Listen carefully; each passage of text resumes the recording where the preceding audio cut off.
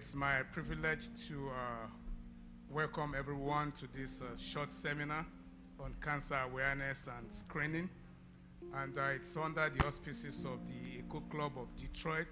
Just a few housekeeping announcements, just in case we have new individuals in our midst at this moment. To the left, right when you exit to the sanctuary and you make a right turn, you have the restrooms, both for the male and the female. And we also have some refreshments at the foyer who will give us directions on how to proceed, as we move on. If we want to take attendance, I'll confer with the organizers. We'll figure out how to do that. Without much ado, it will be my pleasure at this moment to welcome Dr. Diola Elofoje to do the honors of introducing our guest speaker. Can we give it up for Dr. Diola, please? You are most welcome.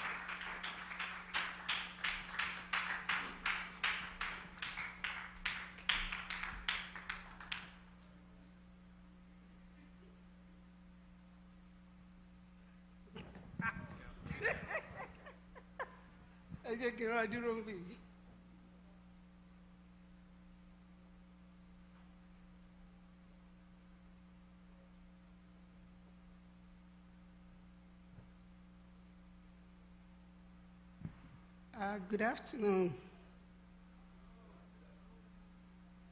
I want to say thank you very much for taking time out of your busy Sunday schedule to come to this enlightening program. This could be a life-changing experience for you and yours. My name is Diola Odunuga Alofoje, President, Eco Club, Detroit.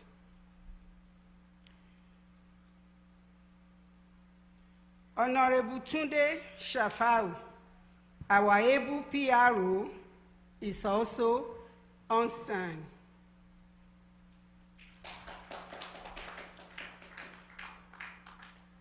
First and foremost, we want to thank God Almighty for His grace and mercies.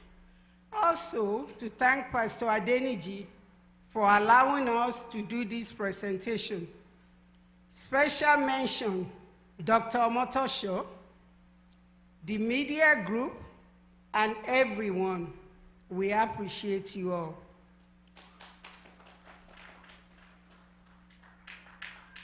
Eco Club Detroit is using this Black History Month to educate and encourage our people who always at the short end of the stakes to know about what's going on and how we can prevent some illnesses.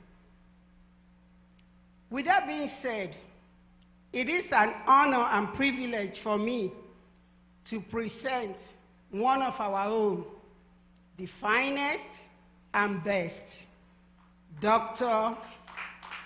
Ishmael Abiodun Jayesimi, Vice President, Eco Club Detroit, Chief, Department of Medical, Hematology and Oncology, Director, Cellular Therapy Program, Corwell Health, William Beaumont University Hospital, Royal Oak, Professor of Medicine, Oakland University, William Beaumont School of Medicine. Kindly, please, help me give him a round of applause.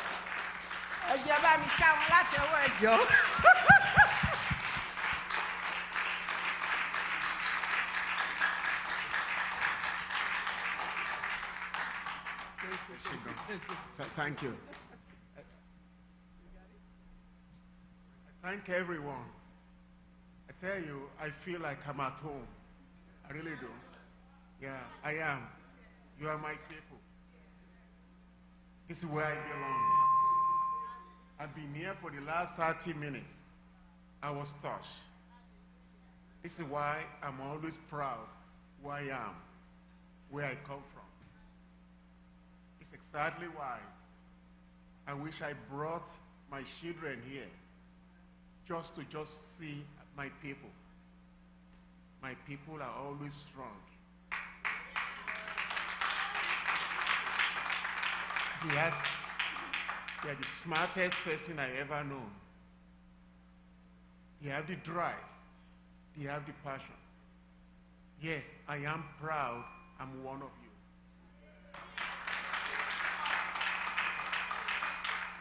I thank you very, very much for giving me this opportunity. Remember, you know more than I do. You taught me knowledge is power. Humble is all important. We've been living in this country now, all of us, to get a better life. We are part of it. A lot we can do to enrich ourselves, to educate ourselves, and become more powerful. What we are going to talk about in the next 30 minutes is the problem that's facing you and me every day, and our neighbors, and our friends. We love life. We smile. We never complain. Nigerian anywhere, we always smile, no matter what, even if we are dying. That's who we are. We are smart people, brilliant people. What I'm trying to talk to you in the next few minutes, not to insult your knowledge, it's just to bring the awareness up, what we can do. Because I know you know everything that I want to talk about you. And please stop me anytime. I told you, you're my brothers and sisters. Truly, I mean it from my heart. It's okay to stop me. But I want to talk now, what do we know about cancer? What can we do to become more knowledgeable, to be able to detect cancer at early stage so that we can take care of it? That's what we're going to be talking about. What is available for us right now on February 19 on 2023? That tomorrow when you go to see your doctor, you can talk to them. Doctor, can I check this test? Can I do this? That's what we're going to talk about.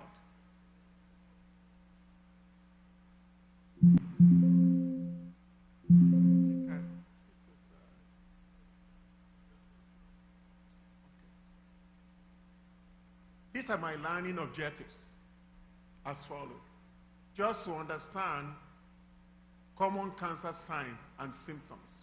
For example, breast cancer among our women, lung cancer, colorectal cancer, and prostate cancer.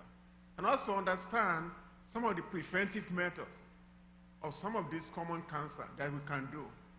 And most importantly, understand recommendations for the early detection of common cancers in Afri-risk asymptomatic people.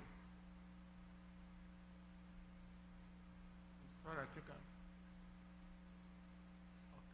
good. These are my outlines of my talk.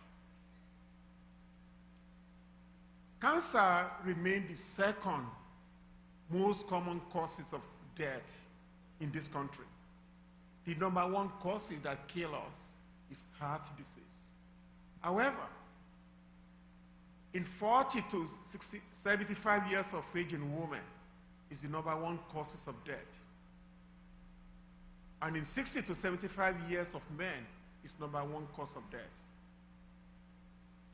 This year alone, almost 2 million cancer cases will be diagnosed.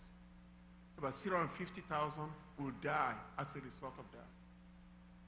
The weapons we have, though, on that statistics is screening, early detection, because we can do a lot with that. The good news, though, more people are now living that have cancer in remission. No evidence of cancer anymore. Thank God to screening. That is why this is extremely important. I understand we all get scared, even myself. We're all human beings, just like anyone else. But we can do something more to prevent this cancer. Our goal is to be able to detect the cancer at early stage so that we can do something.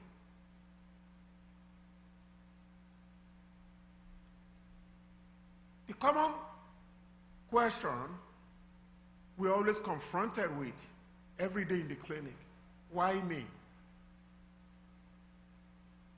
Yes, for the most part, we don't know what causes cancer.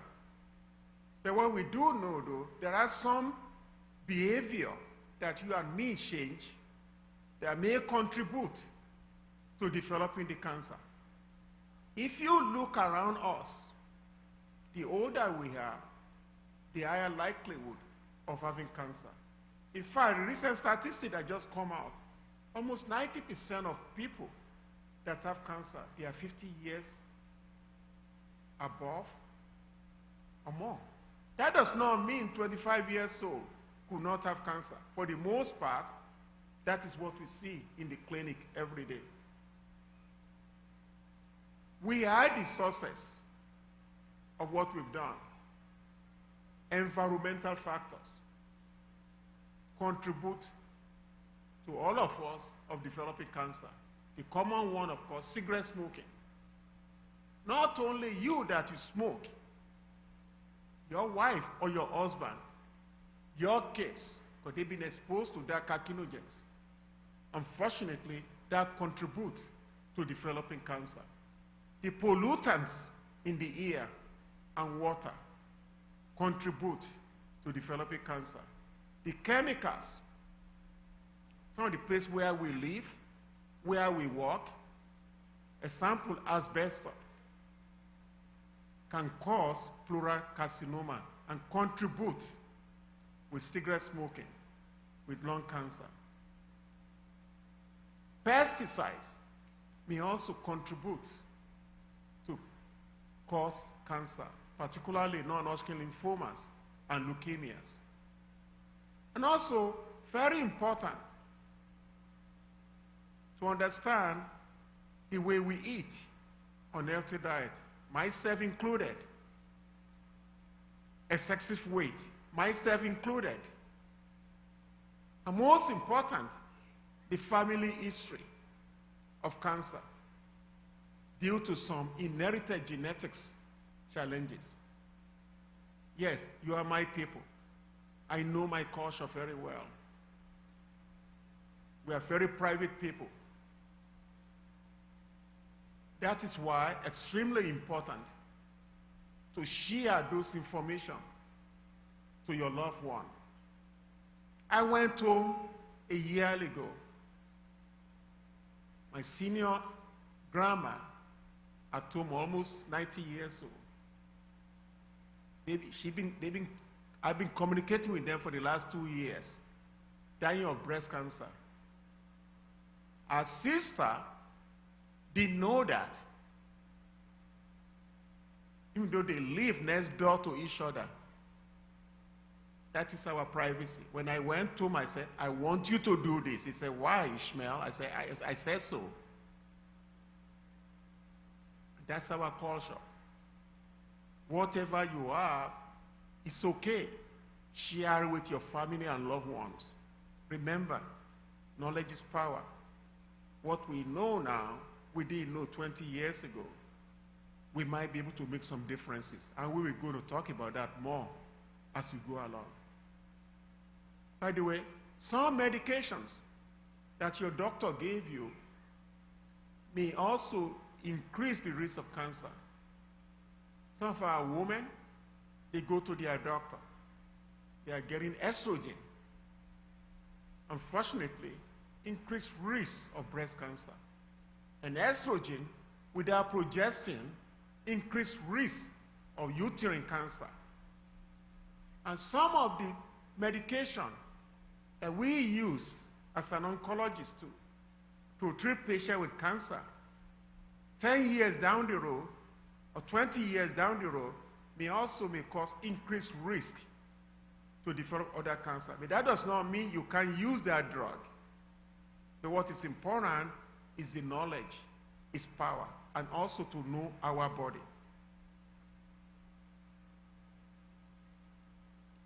The next question that comes out all the time, can we prevent cancer? I will say yes. I understand there's nothing guaranteed for any one of us. Large proportions of cancer could be prevented, particularly cancer that caused by cigarette smoking. Definitely. 42% of newly diagnosed cancer in 2023 may be prevented. That's about 820,000. This year alone could be prevented. How can we prevent this? Again, know our body. Most importantly, stay away from cigarette smoking, particularly our youngsters. Stay away from excessive alcohol beverages. For me and you to eat well. For me and you to become physically active and move around. All those things can make a big difference. And most importantly, though, for us to empower ourselves with knowledge to do appropriate screening. Some of the little screening, even our mammogram for our women, colonoscopy screening for all of us,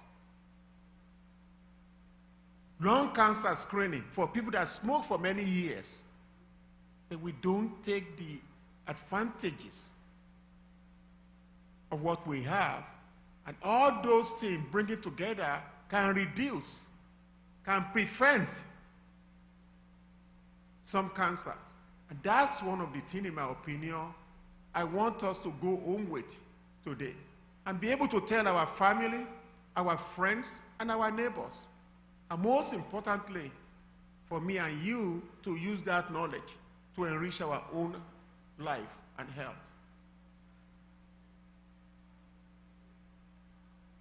Screening. I want to talk to us about that. People say, what is screening? Screening is checking disease when people have no symptoms. If I talk to my brother here and said, you are 40 years old, let's check a PSA. He said, what are you talking about? What is PSA?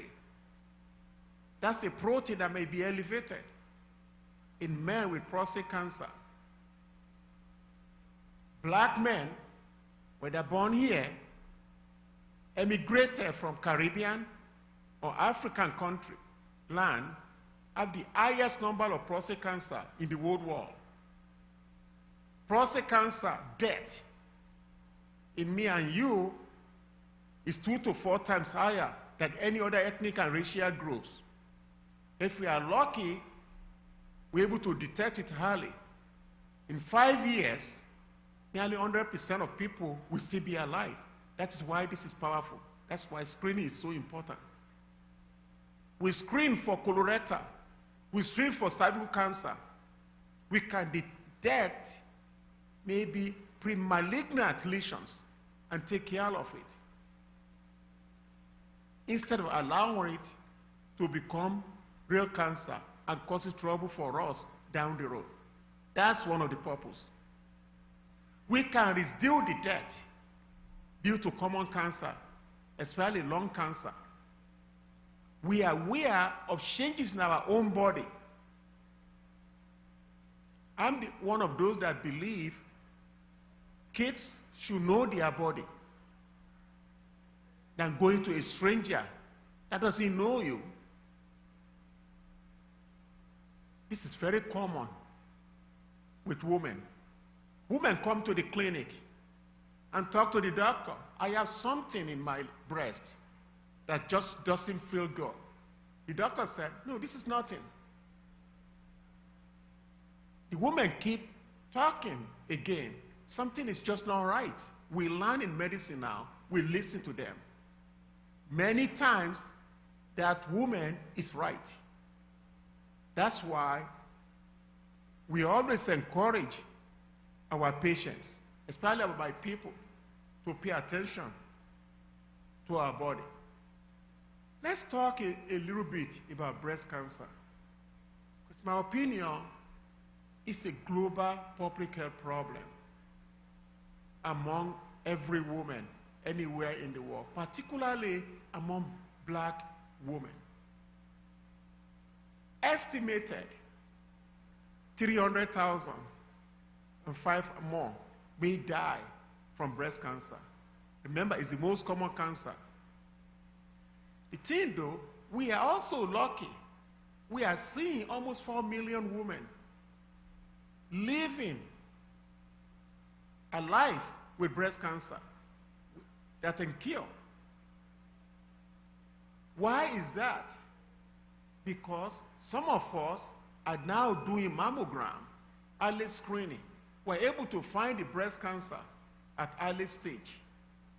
And we might be able to do something about it. And that's one of the power of our discussion today. What are the risk factors? For most women that come to the clinic with breast cancer say, Dr. Jaisimi, nobody in my family has breast cancer. That's correct. Being a woman alone, and as the older we are, they are likely to have the breast cancer. By the way, breast cancer can be seen in men too. It's extremely important, particularly in men. If you have a sister with breast cancer at early stage, your mother, your grandmother, very important. We know now. That does not mean just because you are a man, you could not have breast cancer. Genetic factors. The family history again. That's why, my friends, we need to share that information to our close one, not to hide it anymore. If you have breast cancer on one side, there's increased likelihood of having another breast cancer again. Race. Sure, breast cancer is not common in black, but when we have it, it's more advanced stage and we die more quicker. You have abnormal breast biopsy. They say benign lesions. 2 years ago, there is increased risk of having breast cancer. It's a condition we call atypical hyperplasia, ductal carcinoma in situ, lobular carcinoma in situ, aleminaki, late menopause, delayed childbearing age, hormone replacement, excessive alcohol intake, obesity, and high-dose radiation in the past. Some of us are conditioned when we are 20 years old or 15 years old. We receive radiation to our chest. That's also increased the risk of having breast cancer.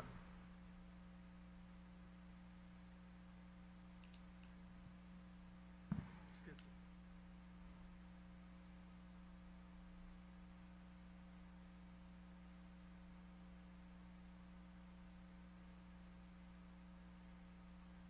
I'm having problem with this.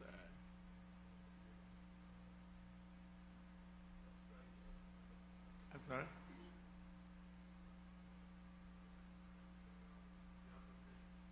Oh, I have to face the, okay. I have to face this one? And there are 2 arrows here. Oh, really? This one and this one. Yeah, I've been doing that. Okay. Can I keep? So this Can I is the keep? one you got.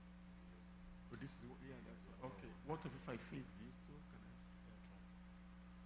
I want to really face them though. Okay. Why can't we continue going now? See, keep going. Okay. Okay. Good, thank you. What are the signs and symptoms of breast cancer? Remember, most breast cancer may actually be detected without no sign or symptoms. It is not uncommon. We felt a lump or mass in our breast. Please don't neglect it. I understand as a human being, sometimes we do that. And also, let's say breast cancer, for the most part, they may not cause any sign and symptoms at all. You see changes in your nipple, skin changes, swelling. Bring that to attention of your doctor. And don't be scared, because we might be able to find it early and take care of it. This is what I call self-breast examination. I'm a very firm believer for all of us to be familiar with our body. In fact, I thought at the age of 20 years of age, for any young woman, even men with strong family history of breast cancer, to check their breast every month. Extremely important. I also believe when you see your doctor, at least once a year, he or she should be able to do a breast examination. Last but not least, when you find a new lump, please report that to your doctor so that they can do appropriate testing.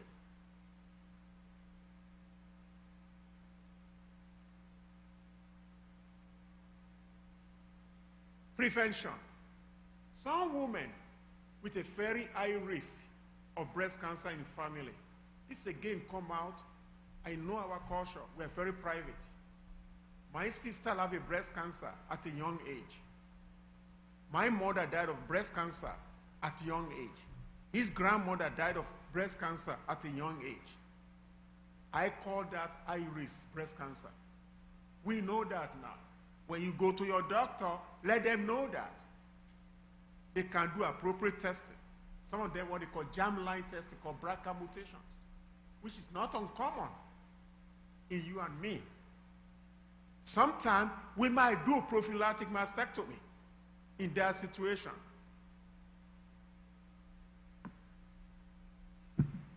Sometimes we could give tamoxifen. It's a pill to prevent breast cancer in those patients with a high risk of developing breast cancer. But bring that history to your doctor. Besides the screening, this is one sometimes very controversial. Some group believe don't do anything until you are 50 years and above. I don't believe that. I believe all my patients, especially my people, 40 years and above, you should have the baseline mammogram. In those patients, though, that are called high risk to developing breast cancer, they need more extensive tests, such as MRI of the breast, an MRI, and also mammogram at even more younger age. I advise you to talk to your doctor about your history so that they can do appropriate diagnostic evaluation.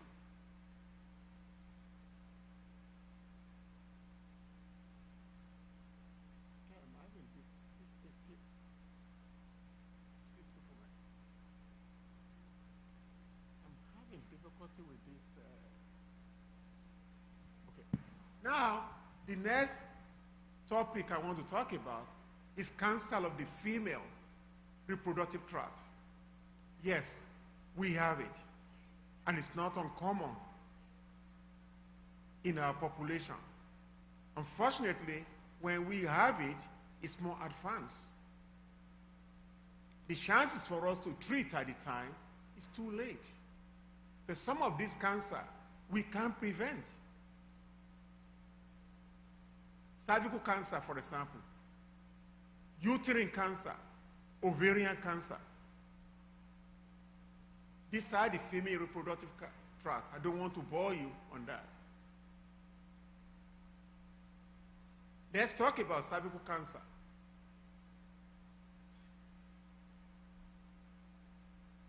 This year alone, about 4,000 new cases of cervical cancer will be diagnosed.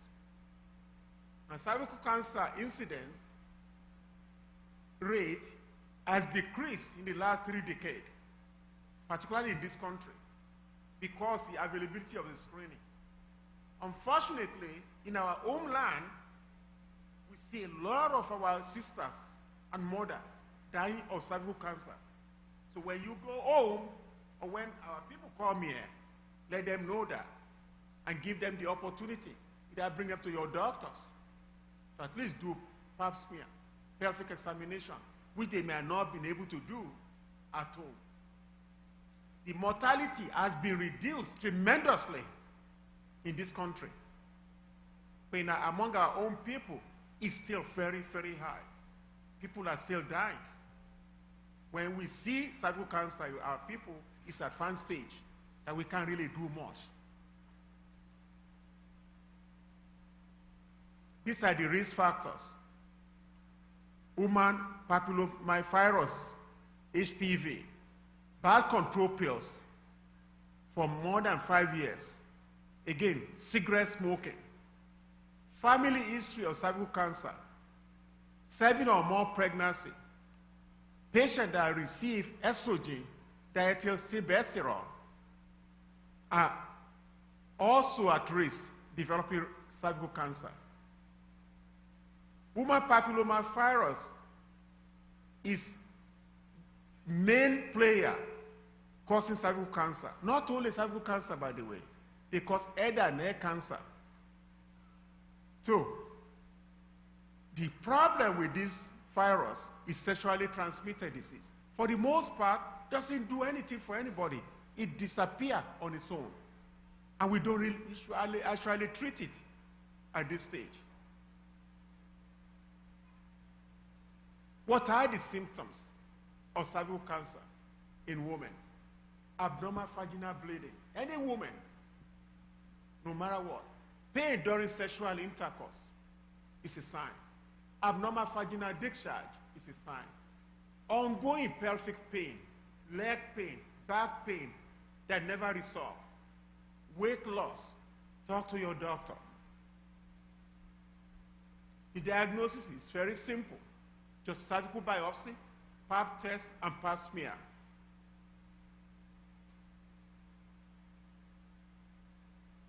The screening and prevention. The most important thing is for women to do regular pap tests from 25 to 65 years of age. Some of the little things like this that we take for granted here, but some of us don't take that opportunity. Abstinence, of course. HPV vaccine, which I recommend all of us to advise our kids to do that. American Cancer Society recommend now vaccination for all boys and girls between the age of 9 and 12. And now they can do a catch-up at the age of 26. My friends, let's take advantages of this. I remember 4 years, 5 years ago, I have little kids.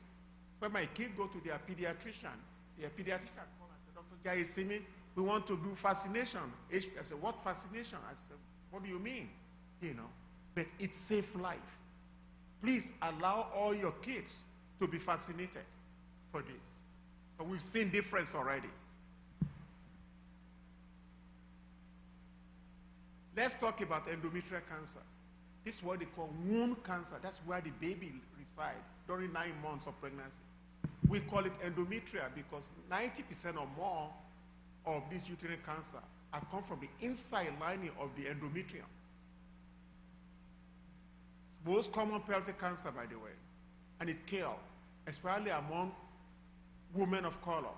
This year alone, a little more than 66,000 will be diagnosed, and 13,000 or so will die. Called cancer of the uterine, as I said, we call it endometrial too, based on the reason I mentioned earlier. These are the risk factors. The big risk factors among people like us is obesity, unfortunately. Unopposed estrogen without progestin. If you go to your doctor, they put you on estrogen. You should ask, what of progestin? I can't say enough of that. Diabetes increase the risk of that. Endometrial hyperplasia, they have a biopsy of your endometrium before. They said it's nothing, it's benign. They pay attention to that. If you don't do that, nobody will tell you. When you go to your doctor, bring that information to that doctor. The symptoms: abnormal uterine bleeding. By the way, any of my patients, my family, my friends, especially postmenopausal with vaginal bleeding, they need to do biopsy of the endometrium. Simple. Nothing more about that. It's not something I want to watch for a month or for 2 months.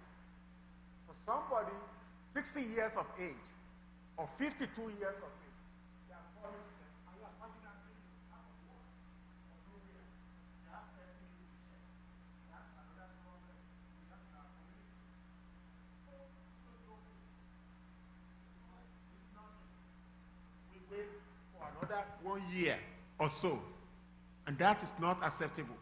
Pain during urination, pain during intercourse. A young woman, 40 years old or 39 years old, that just stopped menstruating for 2 months, 3 months, he or she needs to be examined.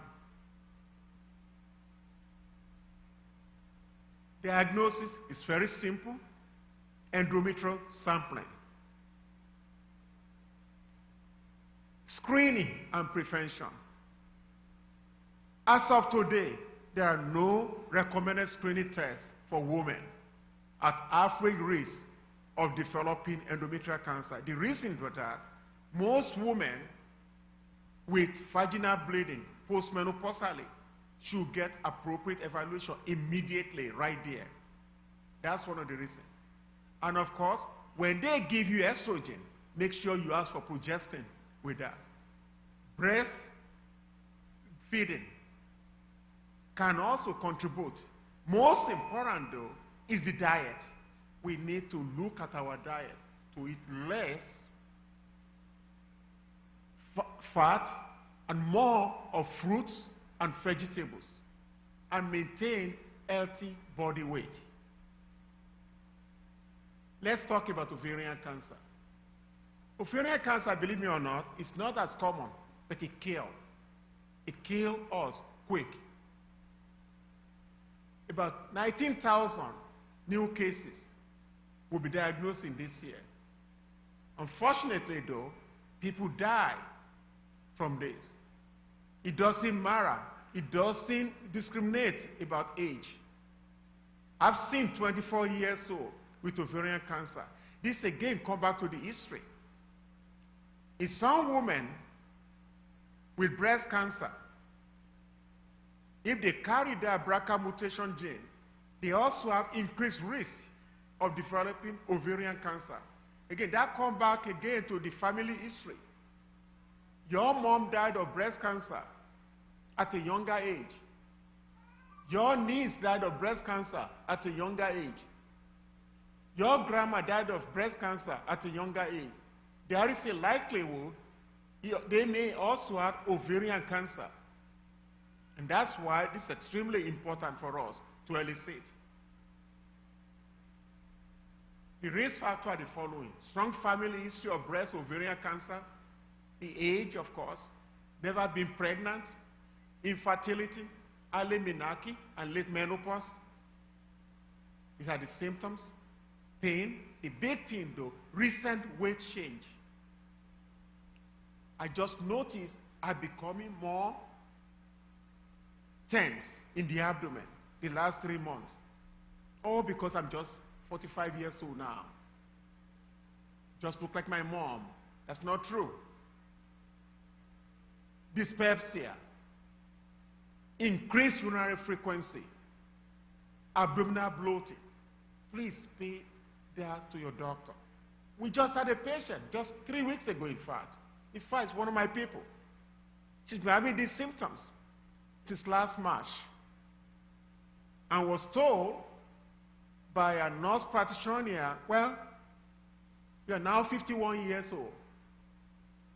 The body changed. That's not true. And about ovarian cancer. So when you have that, bring that to your doctors and keep knocking the door. Even though they tell you, oh, you don't know what you are talking about. Please check me out. If it's okay, you go and see another person. But this is one of the dilemma we run into. Even though sometimes the patient comes to the clinic and tell us more than we know. It's exactly what happened to this woman. He said, Dr. Jai, see me?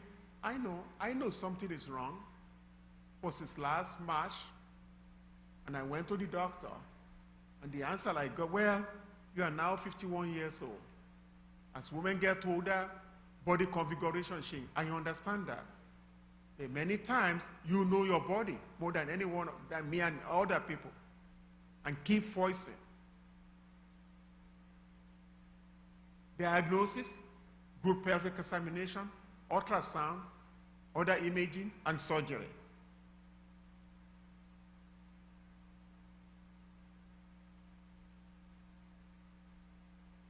Ovarian cancer, the screening.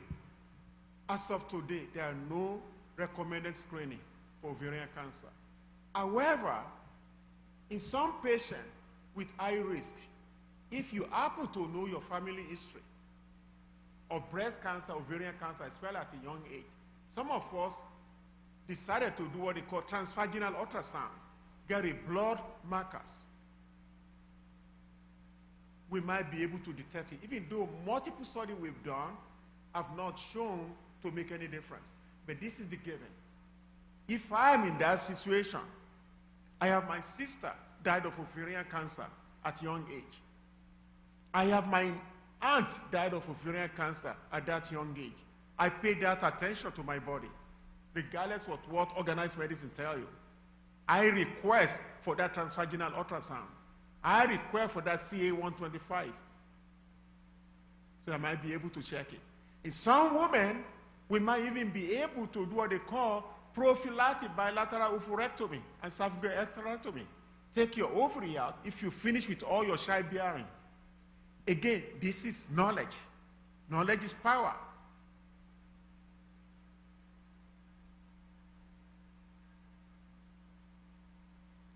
We are Tri-County Breast Cancer Program in Detroit area that you can call for free mammogram, free pelvic examination.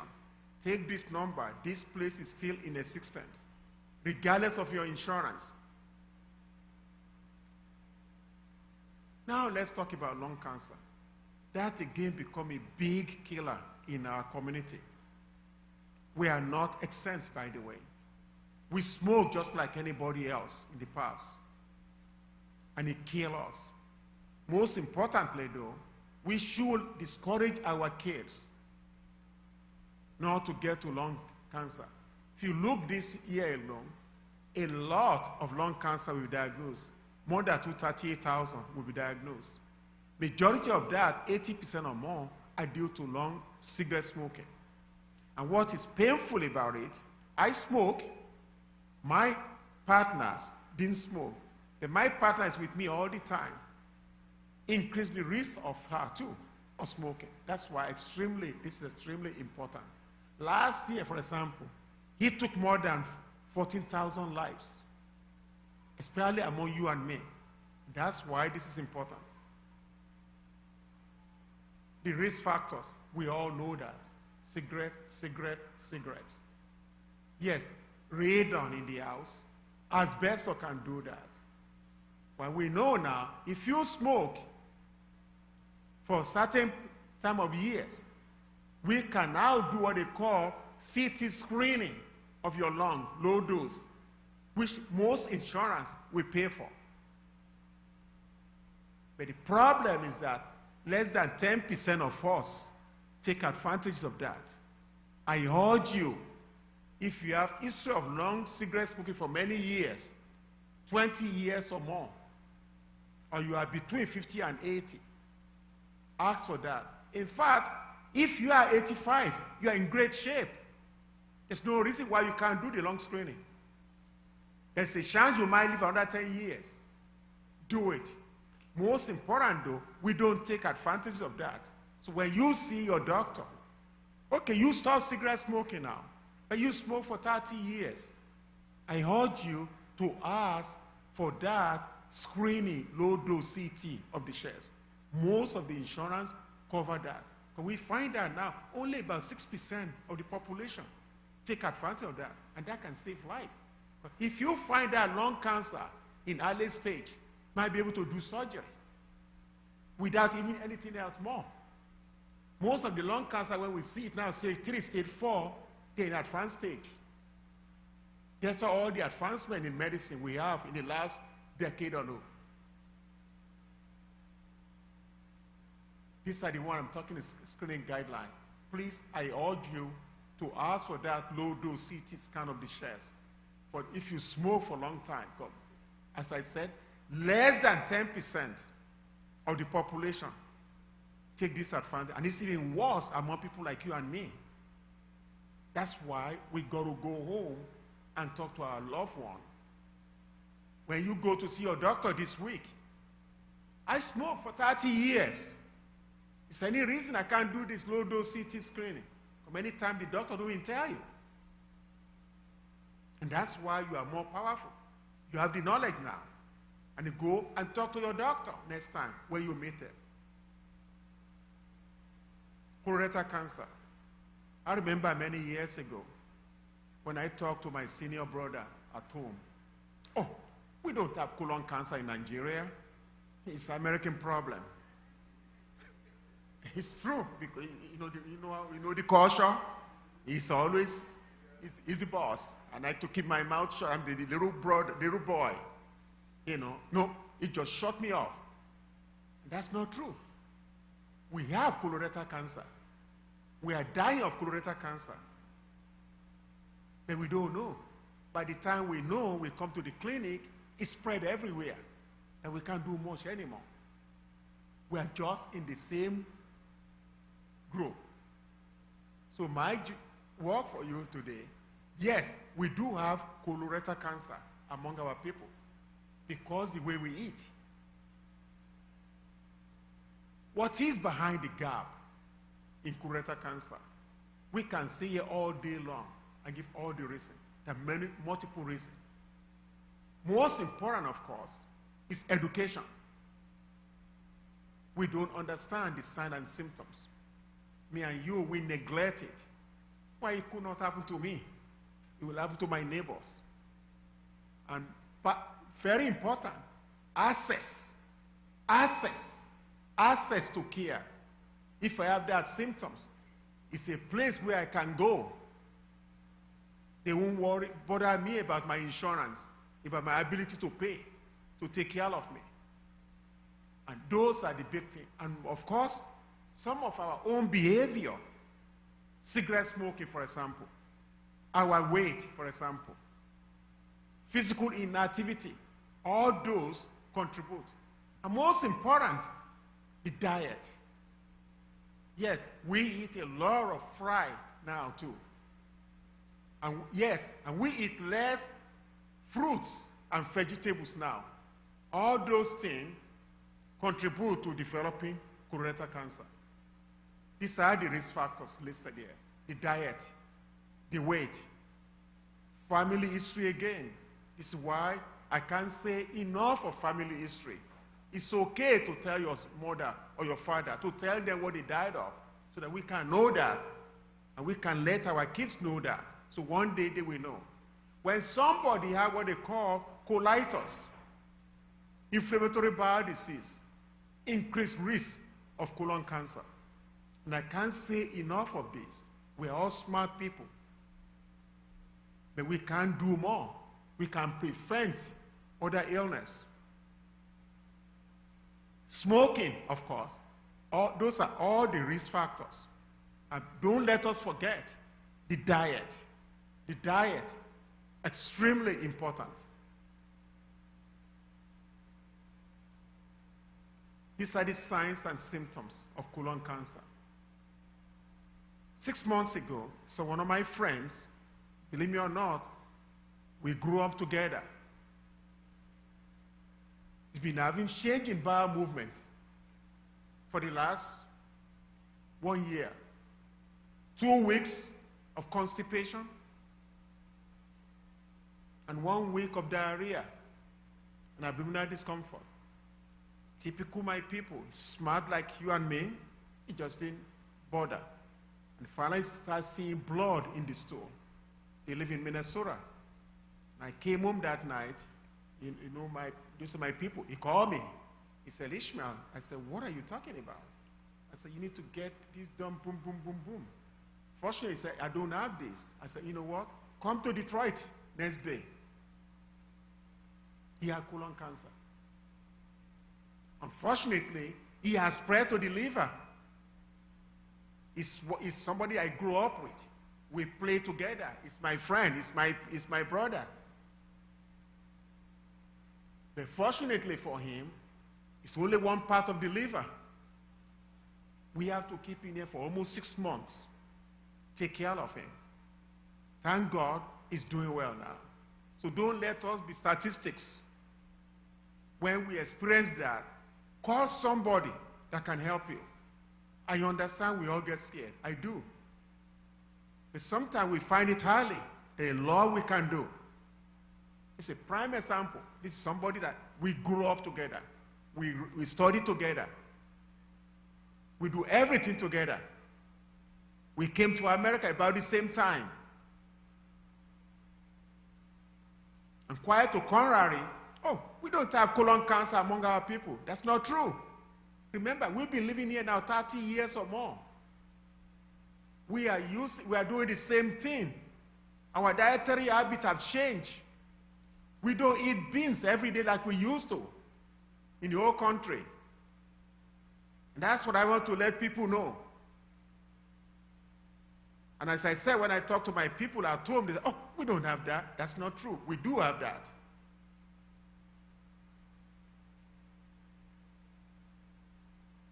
There are multiple recommendations of screening for colorectal cancer. The last few years, they mentioned 50 years and above to do colonoscopy. You can do sigmoidoscopy. They can give you a little box to take home with. These are my thoughts, my friends. Colonoscopy is the standard.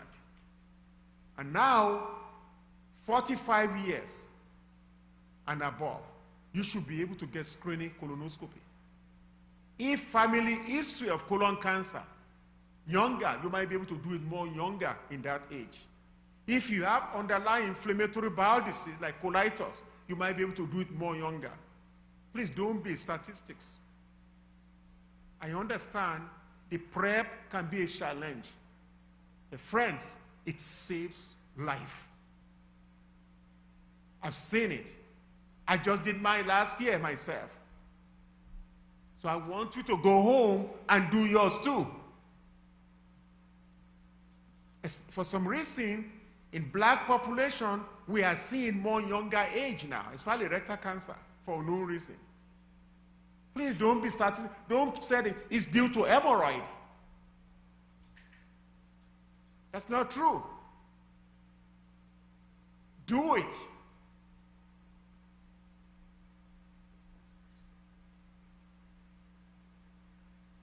Now, let's talk about prostate cancer.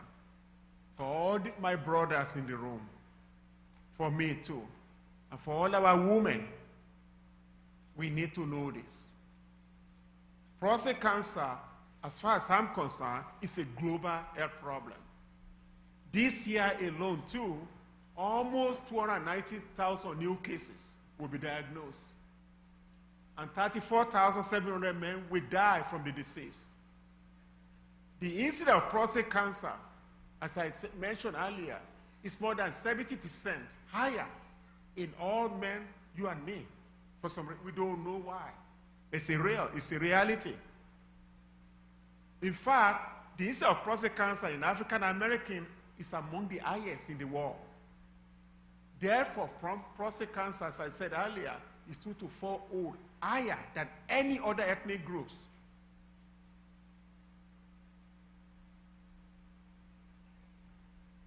What are the risk factors?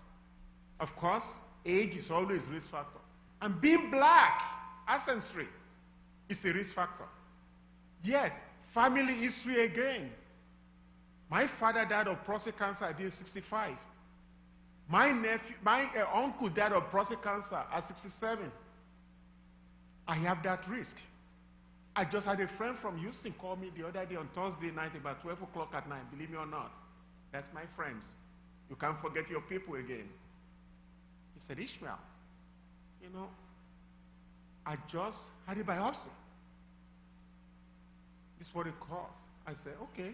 I read everything. I said, send it to me right now. I read it. We talked at 1 o'clock in the morning. I find out his father died of prostate cancer at a young age. His grandfather died of prostate cancer. He's a big lawyer in Houston. I said, you know what? We need to do this. And boom, boom, boom. And I review everything. Next day, I call his doctor. This is what we're going to do. Because before he said, I don't want to do anything. I said, no, you have to do something. We still find it early. We can take care of it. I want to be incontinence. I said, no, just be quiet, brother. Do what I said. Done. It's not uncommon. And when I go back again, well, like most men, when you are 50 and above, you wake up at night, urinate 2-3 times a night. Think about that. And recently, he had blood in the urine. And that's what made his wife say, you know what, enough is enough. You need to go to see a doctor. That's why I talk to my sisters in the room. Push us. Because men, even me, we don't do anything. We don't complain. Everything is fine. Thank God for his wife.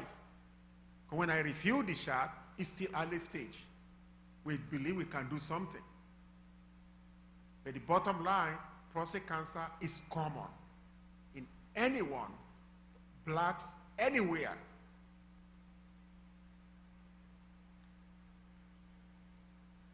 Signs and symptoms. Many times, the early stage prostate cancer may cause no symptoms. This is where a lot of controversy comes. When do we start screening? However, advanced disease, though, they could have the same symptoms, like benign, just enlargement of the prostate. What I mean by that, you could wake up at night 2-3 times urinating. You could try to go to urinate, you can't control it. And on like that. But don't neglect it, particularly for you and me. Don't neglect it, especially most important, you know your dad or your uncle died of prostate cancer at early age. I beg you, do not neglect it. Frequent urination. And don't be a statistics. Wait till that prostate cancer spread to your bone, because that's the more common places. Start having bone pain, pelvic pain, ribs pain. It is now stage 4. We won't be able to cure you. We can prolong your life with challenges, but we won't be able to cure it. But what we need to do is to find it early.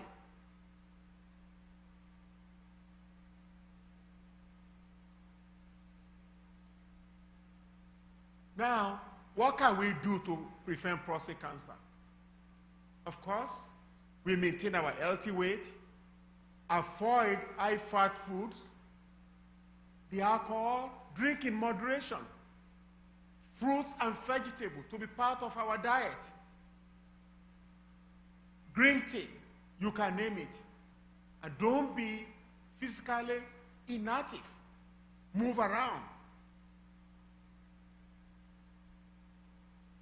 The big challenge is, though, how do we decrease this disparity and early detection? 3 weeks ago, every year, the facts and figures of cancer come out that are published. The Chief Executive Officer of American Cancer Society, and also Chief Scientific Officer, and also President of our university in Washington, they were disturbed with the statistics among male of African descent with prostate cancer. He said, God, we got to do something. How can we bring this gap in disparity? The first thing for me and you is education.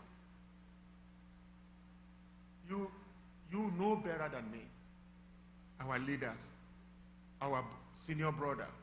Nothing better than our education. That's one thing. Then they coined a new title now, initiative called IMPACT. That means improved mortality from prostate cancer altogether. And that impact will aim at reducing prostate cancer disparity in black men and death from prostate cancer for all men by 2035.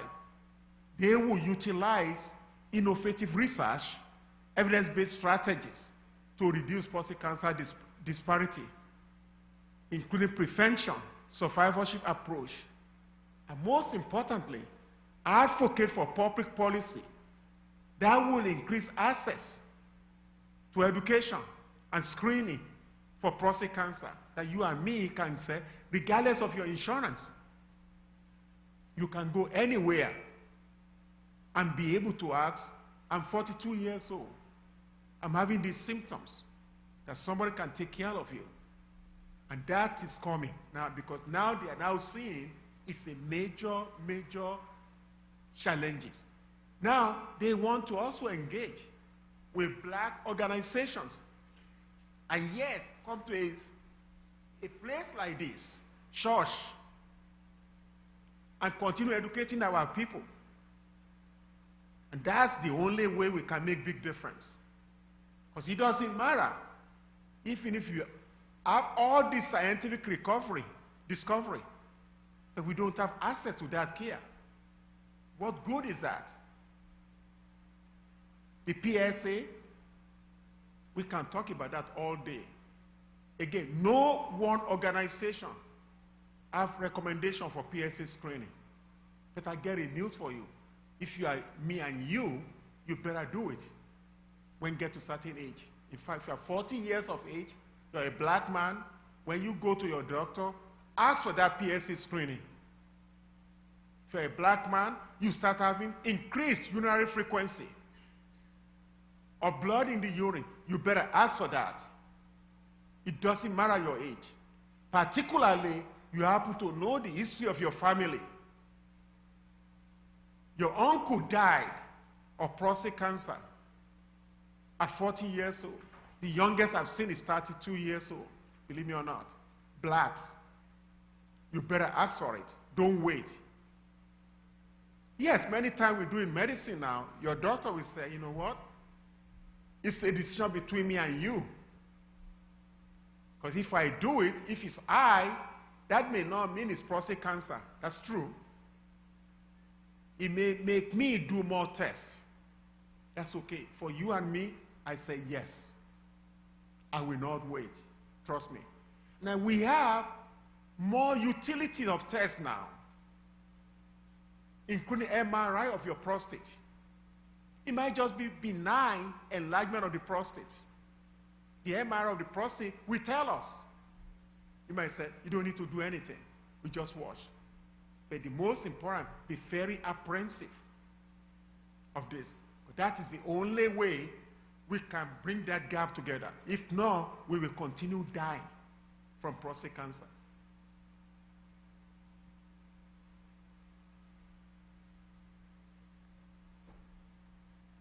Then let's talk briefly now about cancer-related checkup. You bring your kids to a doctor once a year, 20 years and above. Routine examination. Simple. They can check their thyroid, look at their skin, their mouth, the lymph node, even your young kid, testes, ovaries, non-cancerous disease. Most importantly, friends, don't let us forget hypertension, high blood pressure. It's another thing that's very common among you and me, and we can do something about it. We don't want to wait till high blood pressure affects the rest of our body. Our kidney will be on dialysis.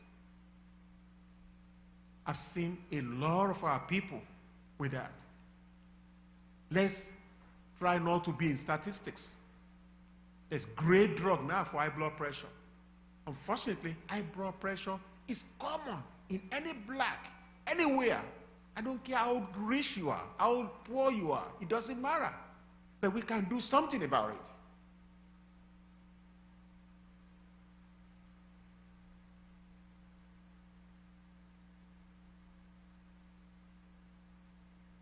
There's a lot we can talk about cancer.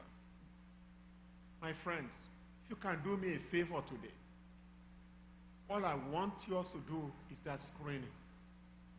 And pay attention to our body. And be proactive. We are smart people. We are very intelligent people. We can do that. And relate this information to your friends, to family, to neighbor. And that is the only way we can make difference. Any more question about this, feel free to call Beaumont Cancer Institute. I have a practice at Beaumont Hospital, Cancer Care Associate. That's our number. Be glad to talk to anyone in detail more about this. Or you have any other challenges going on, I'd be glad to see you. And I truly thank you for giving us the opportunity to provide this information. I will also thank you. I will also conclude with this, though, because this is important for me to let you know this. The knowledge, in my opinion, is power. The screening saves lives. I understand the colonoscopy. We don't want to go through that prep. But believe me, it saves life. Do it. Don't let anybody tell you you can't do it, you have to be 50 years of age. That's not true. The new recommendation is 45 years of age. In fact, you can do it at 40. And for my ladies, please do your mammogram. Do your mammogram. And it's okay to talk to auntie, to talk to grandma, how old they are when they die of breast cancer. My aunt years ago died of breast cancer. And I didn't know that. Until now, with what I know now, I know what it is. I was with her at the time. I worked for a long time. My mom died, I was young. And she's the one to take over, to take care of us. And I see her breast like this. And at the time, they said it's a voodoo. It is true story. I'm not kidding. It is a very true story. And I say, wait a minute now. And I'm looking back. That's what she died of. That's what she died of. It's not uncommon. And on like that. So we can use this opportunity to do that screening, to be able to enlighten our life, and also talk to our own kids. Yes, our caution, we are very private people. It's okay to talk. It's not your fault that you have something. If somebody can help you, but let's find it early. If we do that, we can make difference. Screening is here. Screening will delay bad cancer. Screening will give us an opportunity to take care of cancer at early stage. And screening will make us live longer. And I always believe knowledge is always powerful. And I thank you very much for all your time, for your patience to listen to me. And I will be glad to answer any question. Any question? Thank you. Thanks. Yes. Yes, sir. Okay. Thank you again.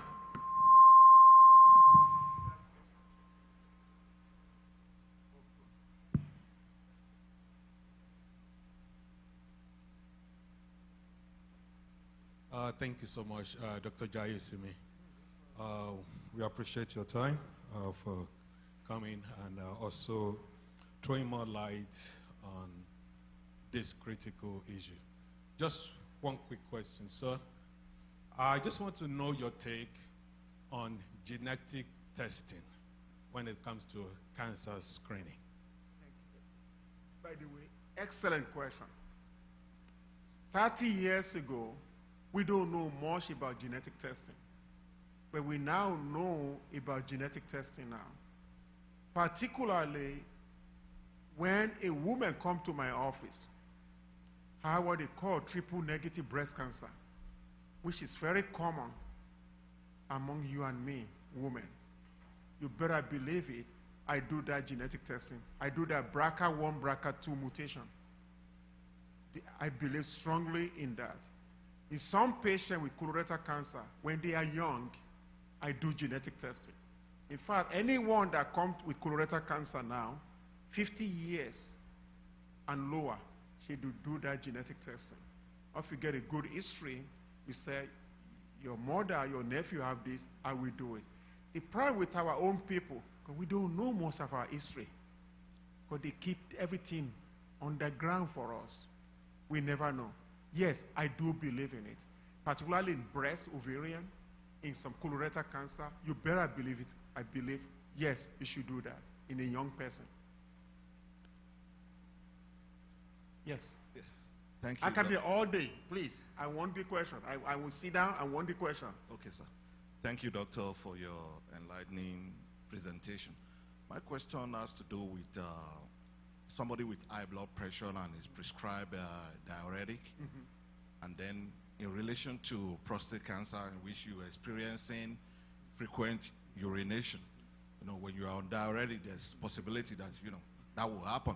So how do you then, know that it's just the side effects of the diuretic, it's not prostate cancer? That is one. The second one has to do with the diet. You talk about, unhealthy diet is one of the risk factor for cancer. For us Africans, we like eating apple, pounded yam, and all those kind of food. And then in relation to people back home, like my father, when he wants to eat, is different assorted meat on the plate, like 20 meats, and still he live up to maybe 90. So, I mean, are they kind of special breed of people than we that are in America here I tell now? You, your question are excellent. Let's tackle one by one. I have high blood pressure. They give me diuretic. The common side effect of diuretics, of course, urination. That's correct. But you start taking that medicine, you will go out and urinate maybe twice a night. But that does not mean you have to forget that you are 40 years old, you are 45 years old. I understand that. If you have to go quick, right before you go in. Think about that. It could just be enlargement of the prostate, because as we get older, that happens. But at the same time, being a black person, you and me, don't forget that. Talk to your doctor. Nothing wrong to say, you know what? I need to talk about PSA. I understand that. That's my question on that. Secondly, to talk about your father, I understand. I have patients in the clinic. They are 93 years old. They are 95 years old. They are better than you and me together. That's genes and also lucky.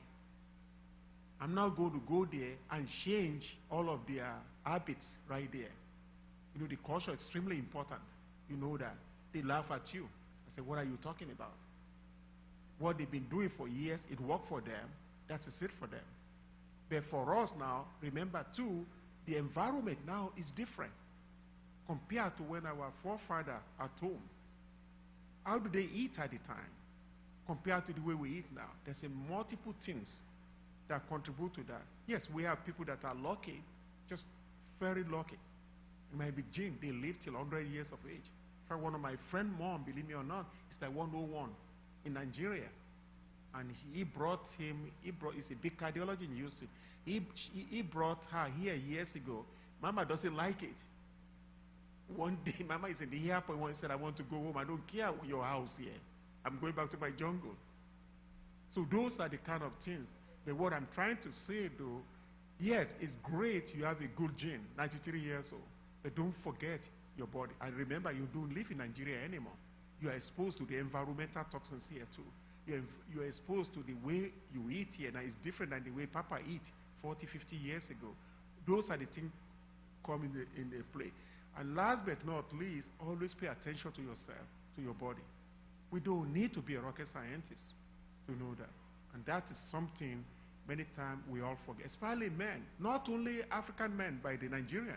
Anywhere or anywhere, we neglect things. We don't pay attention. When I come to the clinic every day, when I'm seeing a new patient, my wife is here.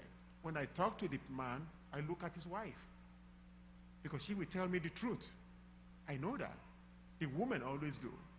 Especially the Nigerian women say, no, doctor, no, this is what happens. So I hope I answer your question more. Oh, yeah, it's true. It's right? Of course. We don't say anything. Yes, brother.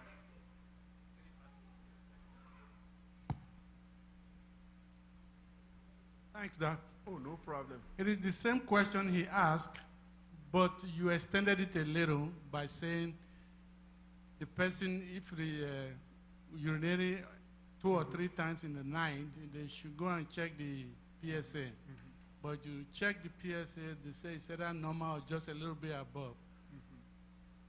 Do you stop? Or if you try and stop taking the water pain medication to avoid going to pee every time, then going to pee become a little bit normal. But now, if you continue on the medication, you still have to go and pee again. What do you do in that case? Excellent question. Remember 20, 30 years ago, we don't have too many medication for high blood pressure. And diuretics is being known to be one of the best drugs for someone like you and me to control high blood pressure. There are other alternatives now. You may talk to your doctor, you know what? I don't want to take this anymore. There's other drug that is equally good for you, number one. Number two, if you stop taking that diuretics, and let's say for some reason you stop, you're still urinating, that does not mean you have cancer. Please don't get me wrong. It may just mean your prostate is enlarged, which is not uncommon. It's even common in black person. But the question though, you don't know how to make a difference between the enlarged benign prostate or cancer. Even if the PSA is high, now we have more sophisticated method now. You could ask for prostate MRI. MRI of your prostate. They can look at it carefully. It can see certain characteristics and say, you know what, this might just be enlarged benign prostate alone. This is not cancer. Or this is not normal. Then let's go and biopsy. And that's one of the power you go in when you go to your doctor on Monday and say, you know what, you told me my PSA is 6. You want to do a biopsy. Can you do a PSA MRI for me? That's one of the knowledge we have now. You should be able to ask for your doctor, and they should be able to do it for you. And see a good. The point is that when you go in, you are smart. You go in powerful with knowledge, and they will treat you like that. If you go in like this, they treat you like that. But when you go in, you do your own work, you write question down. You know, you say, doctor, can we do this? They will treat you like that. It's a law we can do now. But the big thing in the prostate, for some reason, is something that is so high in people like you and me. Even me, when I check my PSA every year, I get nervous. I'm not different than you. I'm not better than you. It's our genes, it's genetics. That's simple. But I'm more knowledgeable. I question, and I say, this is what I want, boom, boom, boom, boom. And that's the same thing I want you to do. Even that, keep asking questions. See, what we don't want to do to just say, neglect is okay. But we do a lot of that. And we can be shy. We don't want to talk. And we don't like to complain. You have to complain. Nothing wrong with that. In fact, this impact is interesting because now the policymaker now seeing this, one of the big questions we say, well, who's going to pay for the PSA screening? And I believe that's going to happen. Because they are now seeing the impact now. You see their statistics. 70% more prostate cancer than any other ethnic group. So when you go to see your doctor, meet him or her face to face, and talk like you are smart, they will listen to you. If they don't listen one time, when you go again, talk again. It's true. Don't wait till it's advanced, but that's what happened to our people. And at the time, we can't cure you. And if we find it early, almost 100% of people will be alive in 5 years. Yes, we don't know what happened tomorrow for any one of us. I could be going home now and get killed in a car. Nobody knows. But what is important, what we know now, take care of our body. And also talk about it to our healthcare person that's helping us. And when you walk in smart, they will treat you smart. But when you walk in not smart, they will treat you not smart. That's just simple. It's what I do all my life. Yes, brother. Please, I'm here all afternoon. I'm not going anywhere. I'm not kidding you. Don't feel sorry for me. This is important to me. Yeah, thank you very much, doctor. Yes, no problem. Just to continue from where, the fact your last word. Sure. When you walk in smart, they will treat you smart. Sure. I met with my doctor just yesterday. Good. And I want to say he didn't treat me the way I presented myself. He was just, playing over. Hey, we know what to do. At the end of the day, he rushed to meet another patient. Yeah, I'm sorry about that. And I was not comfortable with that. I'm not. Well, you need to let him know that. Yeah, I will, definitely. You need to let him know that. Yeah, I will. Mm-hmm. And secondly, if you said we have to do some testing, and people like us who have an insurance from our workplace. At the end of the day, you check your paycheck, the deduction there is somehow. My question is there any way we can maybe come for the testing that maybe the amount of the test will not be that high, to affect our, check paycheck? I tell you, this is very important because this come out every day. Because as you and me know, the healthcare costs be a major issue in America. This is one of the things this new entity called Impact, they are trying to help that because at least you have a job. There are many people who doesn't even have a job. And some of those tests are very expensive. What I tell people though, something that will help you, we talk about money all the time. When we don't have our health, we will not have that money. You know what I'm saying? That's what I tell people. It's okay, get that test done. Let your doctor say, write a reason why you need the test. That's what I would do. And tell your doctor to talk to the insurance. This is absolutely necessary. We do that all the time in the office. We have somebody that is his job, our job, to call to approve this test. It's something we believe in, we will do it. Particularly now, for a black man, prostate MRI is something to think of, not to think of the money. And the PSA is expensive, but that does not mean you can't do it. You go to your doctor now, you are 36 years old, and he said, listen, I'm having this problem. My father, my brother died of prostate cancer at 37 years of age. I need this test done because I've been having these kind of symptoms. And you come in there powerful with your knowledge. He or she will do it for you. And that's important because this is another thing people are now complaining, saying, you know what? I'm 38 years old. I talked to my doctor. He just blew me off. Then you come and say, listen, my brother just died of this. My uncle died at young age. He has to put that down and write that test for you. That's just simple. More questions? All right. Thank you, Dr. J. My questions, I have two questions and, sure. one request. Please. The first question about, we are here and we have the opportunity, we have access sure. to some of this testing that you're talking about.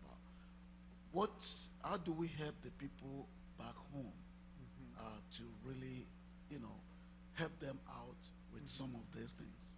Because I believe they have limited access to some of these things. You're because right. I have a good example. Right now, as I'm speaking to you, I have a friend of mine, his brother, who is also my brother, that is undergoing a chemotherapy right now.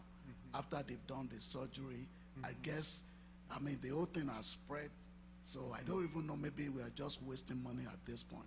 So it's going through that chemotherapy right now. So my question is that, what are the opportunity if we need to bring them here to do the testing? What are the way to go about it? And my request is is there any way you can do a kind of a Zoom, to a larger community of African? Because definitely, I would be more than happy to do that. Because I'm a national PRO for one of, I won't mention what's this for. You're a big chief. Let us know you're a big professor. Well, don't be humble, my brother. It's called Iona. So North America, so we have a very big audience. That I would be more than happy to do that. To be honest, this is something important to me. Right. This is what I live with every day. Okay. I always believe in power. And I also get frustrated our people continue getting substandard care. That should not happen anymore. To go back to Nigeria is a problem. It's something dear to my heart. I have my friend, my brother there every day going through the same thing. Hopefully we'll have a good leader to have all these things available for them. You guys are all smart people. You are engineer, you are this. I know you. I know all of you. It's always painful for me why at this time we can't have those things available in Nigeria. We have people that are wealthy among us and they can give that money and do it. Why can't we do that? When we bring them here, come to be a lot of challenges because of insurance. America, healthcare is so expensive. That is one of the things. Most people will not be able to afford it. We try find a way differently and to help them. Yeah, you are not alone. I just had somebody call me 2 weeks ago, have lung cancer. The chemotherapy that we are trying to do, I can't find a way to, I just give them $200. That's all I can do. And that is a problem. Yes, we are, see, like your brother is probably is a state further, of course, because he did not get appropriate care. And wow, I'm so, Marcelo, by the way, I've been there. They actually have a good program. They're very private. They are very private. You pay money. You pay money right away. I've been there. In fact, I was sick. Yep, I know that. I know that. In fact, I was a consultant for them. They used to call me every week for their tumor board that I would be there. Actually, they have a good program. Not bad for Nigeria. The only thing, though, is not for you and me, the common people. Extremely expensive. I was there. I spent a day there when I went to Nigeria. Yeah, because one of our boys now I brought here is doing radiation oncology at Beaumont, and he know the people. He connected me to them. I see them when I went to in October 2021. Yeah, very expensive. You have to pay, and people can't afford it. How can they afford it? That's the problem. It's a good place, actually, but they do a lot of stuff. As I said, I do the tumor board with them once a month. I mean, once a week. It's just my schedule. I'd be glad to review his chart, and I make my suggestion. I give my number. Please, I will be more than happy. I will be, yeah. We don't need to go. I'm here. We don't need to go. We have a program that we do in Nigeria. Yes. Perfect. That's right. Thank you. Club. Yes. Yeah, Eco Club International. We're Eco Club Detroit, under the umbrella of Eco Club International, and we always have a medical mission. Sorry. You guys need to separate. We always have a medical mission every year. We just had one in October last year, and sometimes we even have it 3 times a year. So if you have any need, you can contact me, and we can link you up. Whenever we're having our medical mission, we can let you know. In Nigeria, we just had one in October last year. In Isolo. We actually went to about 5, let me say we went to Ikorodu, Badagry, Ekpe, Agbowa Ikosi. I mean, we did all this, Isaleko, Ekpetedo, and all those things, and I was there. Isaleko, that's where I come from. I was there, so we do this regularly, and we also now we have some health that we can do a screening every 3 months through Eco Club International. So if you want to if you want to find a little bit more, just contact me and we can talk more. Talk to me. Or talk to Honorable. And moreover, more so, if you want to join us, you don't have to be Lagosian. Exactly. You don't have to. We are all Lagosian. You don't have to believe. If you want to join us, you can either contact the president. We don't charge too much. Only $30 a month, just to join the club, just to join our club, And there's a lot of benefit. We do a lot of things. Like Dr. Jayesimi last year, around September, Bowman just donated a lot of computers to us, refurbished computers that we took back to Lagos. They presented it to a school. So give a round of applause to our Dr. Jayesimi. No, it's something we do. We all have to do for our people. And feel He's got it going on, okay?